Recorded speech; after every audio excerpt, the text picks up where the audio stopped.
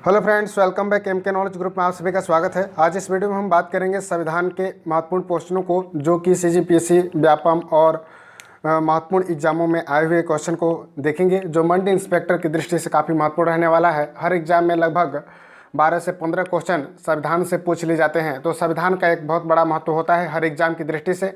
और सीजीपीएससी में भी लगभग 15 से 20 क्वेश्चन आपको देखने को मिलता है, तो काफ़ी एक महत्वपूर्ण सब्जेक्ट है एग्ज़ाम की दृष्टि से, कंपटीशन की दृष्टि से। तो आज हम यह एक नए सीरीज के रूप में शुरुआत करने जा रहे हैं। यह हमारा पहला टेस्ट अभ्यास है, जिसमें हम भारत के संविधान के प्रस्तावना और संविधान के महत्वपूर्ण जो प्रारंभिक जो क्वेश्चन बनते हैं उनसे बात करेंगे कि किस प्रकार के क्वेश्चन पूछे गए हैं। पहला क्वेश्चन जो है, भारत के संविधान के निर्माताओं का मत निम्नलिखित में किसमें प्रतिबंधित होता है। यह क्वेश्चन देखिए आईएएस 2017 में भी इस प्रकार के क्वेश्चन पूछा गया है। तो हम बात करते हैं कि भारतीय संविधान के निर्माताओं का मत जो है निम्नलिखित में से किसमें प्रतिबिंबित होता है। इसका राइट आंसर बताना है। 4 ऑप्शन आपके पास है। इसका राइट आंसर हो जाएगा ए नंबर, यानी कि उद्देशिका। उद्देशिका में भारत के संविधान के निर्माताओं का जो है मत प्रतिबिंबित होता है। उद्देशिका में ही यह बताया गया है कि हमारा संविधान कैसा हो सकता है, और संपूर्ण जो लिखा गया है उसका सार संक्षेप हमें उद्देशिका में ही मिलता है। नेक्स्ट क्वेश्चन जो है, निम्नलिखित में से किसने प्रस्तावना को संविधान का परिचय पत्र कहा है। ऐसा किसने कहा था? जवाहरलाल नेहरू, बी.आर. अम्बेडकर, बी.एन. राव तथा क्या होता है ए.एन. तथा किसने कहा था कि प्रस्तावना संविधान का परिचय पत्र है। यह किसका कथन है? तो इसका राइट आंसर हो जाएगा डी नंबर, यानी कि N.A. क्या होता है पालकीवाला। N.A. पालकीवाला ने बताया था कि जो संविधान का प्रस्तावना है वह संविधान का परिचय पत्र कह सकते हैं, या उसकी संज्ञा दी थी, तो ऐसा मानना था A.N. पालकीवाला ने। और भीमराव अम्बेडकर ने क्या कहा था? संविधान की आत्मा कहा था। इस प्रकार से भी हम याद रख सकते हैं। चलिए नेक्स्ट हम बात करते हैं कि 42वें संविधान संशोधन द्वारा प्रस्तावना में निम्नलिखित में से किन शब्दों को जोड़ा गया था। यह महत्वपूर्ण एक क्वेश्चन है। इस प्रकार के क्वेश्चन बार बार एग्जाम में देखने को आपको मिलता है। तो 42वें संविधान संशोधन द्वारा प्रस्तावना में निम्नलिखित में से किन शब्दों को जोड़ा गया था। तो इसका राइट आंसर हो जाएगा बी नंबर, समाजवादी, पंथ निरपेक्ष और अखंडता। यह 1900 जब इसका आया था, 42वां संशोधन 1976 में जब लाया गया था, तो उसमें हम मिनी संविधान के नाम से भी हम जानते हैं 42वें संविधान को।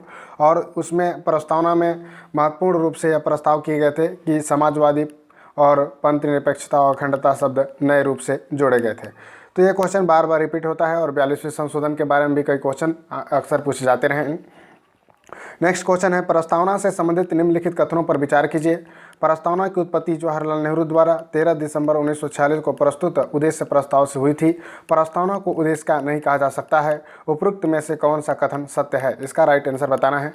तो इसका राइट आंसर हो जाएगा केवल एक, इसका राइट आंसर है, यानी कि प्रस्तावना की जो उत्पत्ति है वह जवाहरलाल नेहरू द्वारा 13 दिसंबर 1946 को उद्देश्य प्रस्ताव से हुआ था, क्योंकि सर्वप्रथम जो प्रस्तावना था उसमें जवाहरलाल नेहरू के द्वारा ही प्रस्तावना को पारित किया गया था, और उन्हीं के द्वारा इसका उद्देश्य प्रस्ताव भी लिया गया था। प्रस्तावना को उद्देश्य का नहीं कहा जाता है तो गलत है, प्रस्तावना को उद्देश्य का भी कहा जाता है। तो इस प्रकार से दूसरा वाला सभी गलत है। तो इस प्रकार से केवल 1 इसका राइट आंसर होगा। तो इस प्रकार से भी आप नॉलेजेबल वीडियो बना सकते हैं या देख सकते हैं। ठीक है, नेक्स्ट हम बात करते हैं कि संपूर्ण प्रभुत्व संपन्न शब्द का सही अर्थ निम्न में से क्या होता है। इस प्रकार के भी आपको शब्द से क्वेश्चन पूछे जा सकते हैं। बहुत महत्वपूर्ण और संभावित क्वेश्चनों को इसमें समावेश किया गया है, तो आप वीडियो के अंत तक बने रहिएगा। देखते हैं इसका राइट आंसर क्या होगा। संपूर्ण प्रभुत्व संपन्न शब्द का सही अर्थ निम्नलिखित में से क्या होगा। 4 ऑप्शन आपके पास है। कुछ सेकेंड में आपको दे रहा हूँ हर एग्जाम में, हर एग्जाम हर क्वेश्चन में इस प्रकार के क्वेश्चन आते रहते हैं। इसका राइट आंसर हो जाएगा सी नंबर, यानी कि आंतरिक एवं बाह्य मामलों में सर्वोच्च एवं स्वतंत्र निर्णय लेने की शक्ति। अपने आप से आप जांचिए कि किस प्रकार के आपके क्वेश्चन बना पा रहे हैं और कहाँ पर आपका वीक पोर्शन आ रहा है, उससे भी आप कवर करते चलेंगे। नेक्स्ट क्वेश्चन जो है वह प्रस्तावना में है। प्रस्तावना में स्वतंत्रता, समानता और बंधुत्व शब्द किस देश के संविधान से लिए गए हैं। इसका राइट आंसर बताना है कि जो प्रस्तावना है उसमें स्वतंत्रता, समानता और बंधुत्व किस देश से लिया गया है। 4 ऑप्शन आपके पास है। इसका राइट आंसर हो जाएगा सी नंबर, यानी कि फ्रांस से लिया गया है। हमारे संविधान में स्वतंत्रता, समानता और बंधुत्व का जो नारा है वह कहाँ से लिया गया है, तो फ्रांस से लिया गया है। नेक्स्ट हम बात करेंगे निम्नलिखित कथनों पर विचार कीजिए। केशवानंद भारती बनाम केरल राज्य 1973 मामले में प्रस्तावना को संशोधनीय माना गया है और बेरूबारी संघ 1960 के मामले में प्रस्तावना को संशोधनीय माना गया है। तो इसको राइट आंसर बताना है। उपरोक्त में से कौन सा कथन सत्य है? केवल एक, केवल दो, एक दो दोनों, न तो एक और न ही दोनों। इसका राइट आंसर बताना है। इसका राइट आंसर जिन्होंने केशवानंद भारती बनाम केरल राज्य को पढ़ा होगा तो निश्चित रूप से दे सकते हैं, क्योंकि कहा गया था कि केशवानंद भारती बनाम केरल राज्य में 1973 मामले में प्रस्तावना को संशोधनीय माना गया है, यानी कि प्रस्तावना में हम संशोधन कर सकते हैं। और बेरूबारी संघ 1960 के मामले में प्रस्तावना को संशोधनीय माना गया है, तो ऐसी बात नहीं है। यह क्या है? केशवानंद बनाम जो है केशवानंद भारती बनाम केरल राज्य 1973 में ही प्रस्तावना को क्या है? संशोधनीय माना गया था। और बेरूबारी जो संघ 1960 था उसमें जो है उसमें कुछ ज़मीनें थी जो भारत को बांग्लादेश या पाकिस्तान को इस प्रकार से देना था, तो बेरूबारी संघ बनाया गया था। तो केवल इसमें वन कथन इसका राइट आंसर होगा। नेक्स्ट चलिए क्वेश्चन है, संविधान की प्रस्तावना दीर्घकालिक सपनों का विचार है, निम्न में यह कथन किसका है? संविधान की प्रस्तावना जो है वह दीर्घकालिक सपनों का विचार है, निम्न में यह कथन किसका है? तो इसका राइट आंसर हो जाएगा डी नंबर, यानी कि सर अलादी कृष्ण स्वामी अय्यर का। याद रखेंगे, संविधान की प्रस्तावना में दीर्घकालिक सपनों का विचार निम्न में से किसका कथन है? तो इसका राइट आंसर हो जाएगा सर अलादी कृष्णम स्वामी अय्यर का है। याद रखेंगे, सर अलादी कृष्णम स्वामी अय्यर जो है उनका संविधान की प्रस्तावना में दीर्घकालिक सपनों का विचार छुपा हुआ है। नेक्स्ट क्वेश्चन को और हम बढ़ रहे हैं। नेक्स्ट क्वेश्चन है, प्रस्तावना से संबंधित संविधान संशोधन है।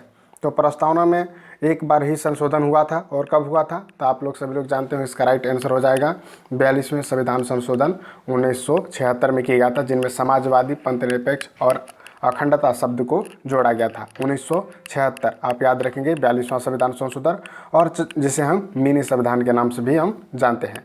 तो इस प्रकार से आप याद रख सकते हैं। न्याय में सम्मिलित सभी पक्ष सामाजिक, आर्थिक, राजनीतिक भारतीय संविधान में किस देश से ग्रहण किया गया है? बहुत ही अच्छा क्वेश्चन है, इसे भी आप बताइए कि न्याय में सम्मिलित सभी पक्ष जो हैं सामाजिक, आर्थिक, राजनीतिक भारतीय संविधान में किस देश ने ग्रहण किया है? तो इसका राइट आंसर आपका हो जाएगा बी नंबर, यानी रूस से लिया गया है। इसका राइट आंसर क्या होगा? रूस से ग्रहण किए गए हैं। नेक्स्ट क्वेश्चन है, राजनीतिक लोकतंत्र तब तक स्थायी नहीं बन सकता है जब तक कि उसके मूल्यों में सामाजिक लोकतंत्र नहीं हो। उक्त कथन किसका है? तो इसका राइट आंसर क्या हो जाएगा? बी नंबर, यानी कि भीमराव अंबेडकर जी का ऐसा कथन था। ये देखिए क्वेश्चन थोड़ा सा टफ लेवल का क्वेश्चन मैंने बनाया है। इस प्रकार के क्वेश्चन जो है पीएससी में पूछे जाते हैं, उन्हीं को दृष्टि में ध्यान में रख बनाया गया है, जो मंडी इंस्पेक्टर और सब इंस्पेक्टर को भी ध्यान में रखकर बनाया गया है। कई क्वेश्चन थोड़ा सा टफ है, बट आप अच्छे से पढ़ेंगे तो निश्चित रूप से क्वेश्चन भी आपको बनेगा। नेक्स्ट क्वेश्चन है, विधि और स्वाधीनता के बीच सबसे उपयुक्त संबंध को निम्नलिखित में से कौन प्रतिबिंबित करता है?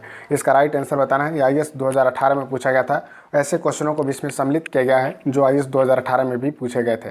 चलिए इसका राइट आंसर की बात करते हैं। इसका राइट आंसर बी नंबर होगा, यानी कि विधि नहीं तो स्वाधीनता भी नहीं। इसका राइट आंसर क्या होगा? यदि विधि नहीं है तो क्या होगा? स्वाधीनता भी नहीं है।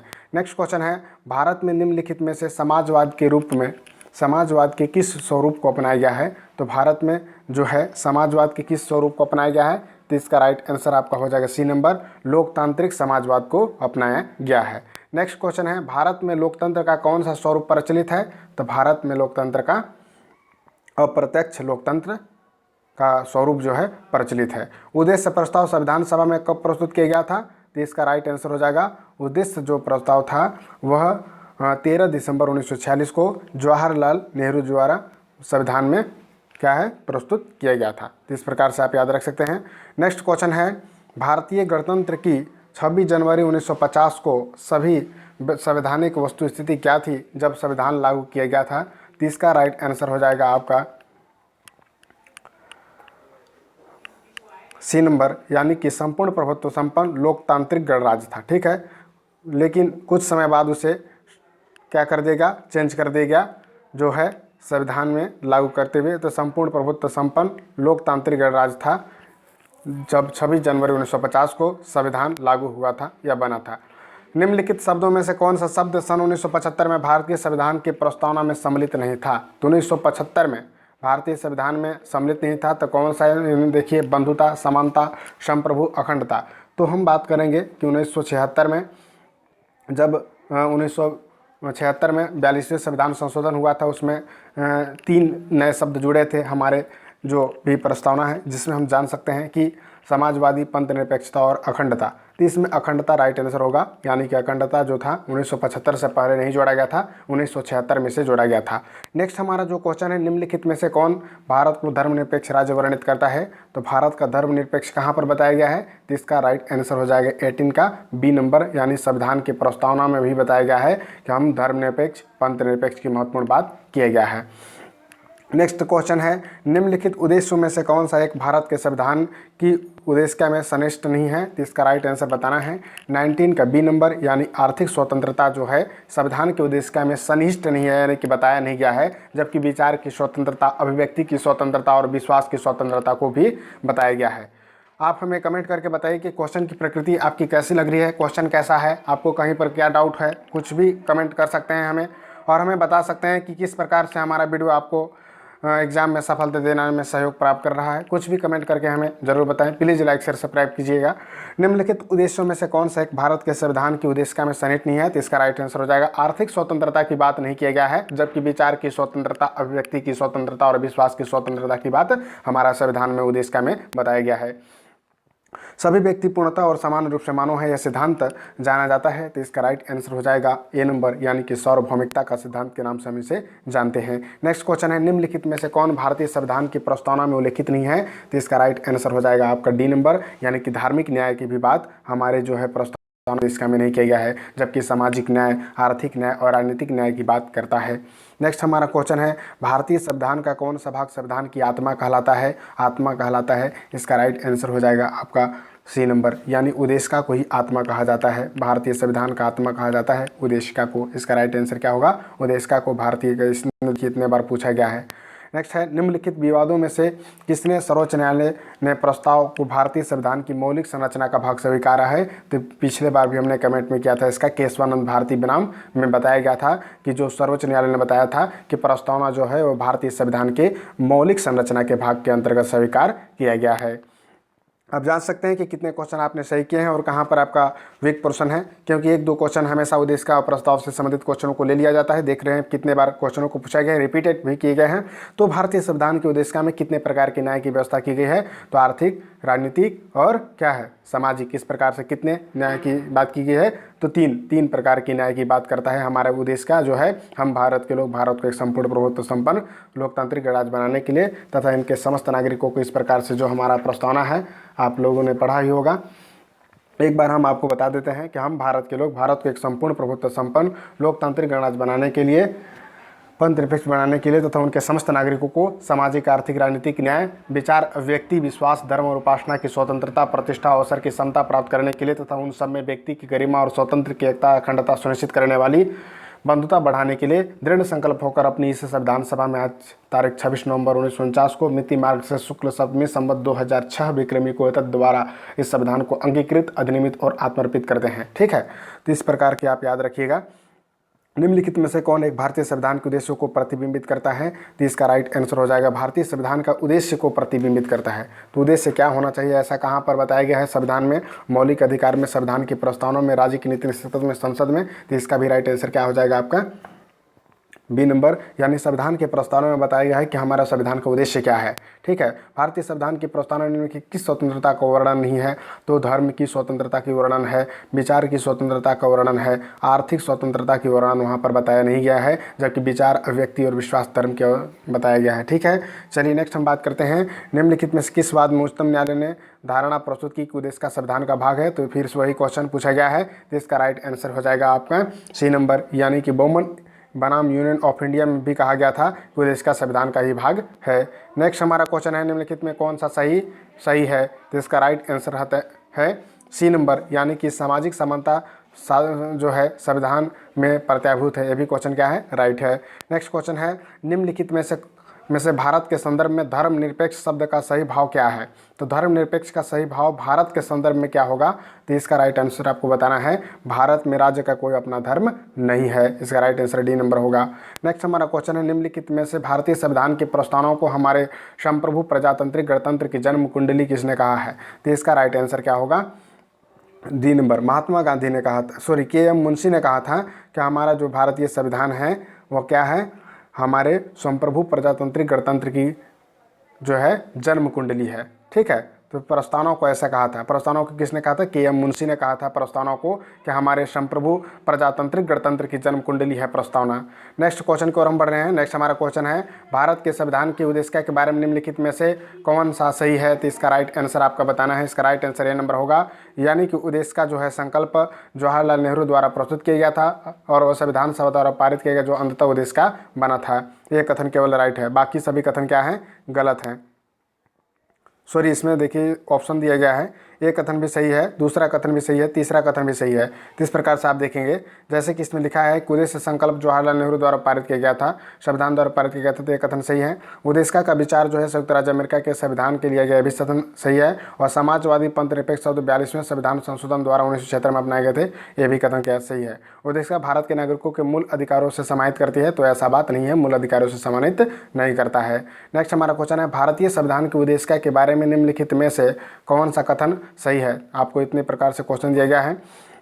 उद्देशिका स्वयं न्यायालय में परिवर्तनीय नहीं है। उद्देशिका का उद्देश्य बताती है कि संविधान स्थापित करना और आगे बढ़ाना चाहिए। इसका राइट आंसर मैं बता रहा हूँ, इसका राइट आंसर हो जाएगा ए नंबर। तीनों कथन क्या हैं, सही पाए गए हैं। यानी उद्देशिका स्वयं न्यायालय में परिवर्तनीय नहीं है, भी कथन सही है। उद्देशिका उन उद्देश्यों को बताती है जिनमें संविधान स्थापित करने और आगे बढ़ना चाहती है, भी कथन सही है। उद्देशिका उस स्रोत की इंगित करती है जहाँ संविधान के अपने अधिकार को भी प्राप्त होता है, प्राधिकार को प्राप्त होता है। चलिए नेक्स्ट है भारत के संविधान की उद्देशिका जो 26 नवंबर 1949 को अंगीकृत की गई थी, मूलतः भारत का वर्णन किस रूप में करती है। तो इसका राइट आंसर हो जाएगा आपका बी नंबर, यानी लोकतांत्रिक गणराज्य के रूप में अंकित किया गया है। नेक्स्ट क्वेश्चन को और हम बढ़ रहे हैं। नेक्स्ट हमारा क्वेश्चन है भारतीय संविधान की उद्देशिका के संबंध में निम्नलिखित में से कौन सा कथन सही नहीं है।